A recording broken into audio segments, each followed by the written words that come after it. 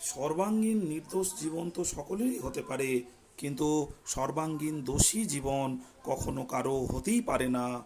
কারণ ভগবানের অংশ হওয়ায় জীব স্বয়ং নির্দোষ। দোষ হলো আগন্তুক এবং তা বিনাশশীলের সঙ্গ থেকে উৎপন্ন হয়। সাধক যখন নিজের দোষ দোষ রূপে দেখে, সেগুলির দুঃখে দুঃখী হয়।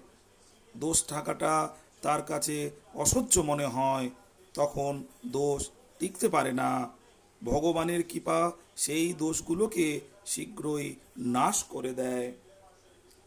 যত বিকার আছে তা সমস্ত বিনাশী বস্তুকে গুরুত্ব দেওয়ার ফলেই হয়ে থাকে। ঠকানো দোষের, ঠকলে দোষ নেই। সব কিছুকে ভগবতভাবে দেখলে বিকার সম্পূর্ণভাবে বিনাশপ্রাপ্ত হয়। সন্তোষের দ্বারা কাম, ক্রোধ এবং লোভ তিনটেই নষ্ট হয়। দোষের আলাদা কোনো সত্তা নেই।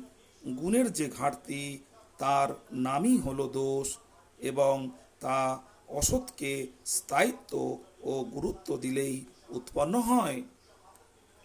সমস্ত বিকার তো শরীরেই হয়, নির্বিকার এ কোনো বিকার হয় না। দোষের মূল একটি, যা থেকে সমস্ত দোষের উৎপত্তি হয়, তা হলো সংসারের সঙ্গে সম্পর্ক। সেই রকম মৌলিক গুণও একটি, যা থেকে সমস্ত গুণ প্রকট হয়, তা হলো ভগবানের সঙ্গে সম্পর্ক স্থাপন।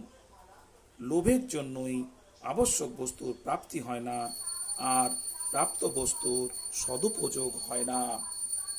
নিজের মধ্যে গুণের অহংকার হলেই অপরের মধ্যে দোষ চোখে পড়ে, আর অপরের প্রতি দোষ দৃষ্টি করলে নিজের অহংকার দৃঢ় হয়।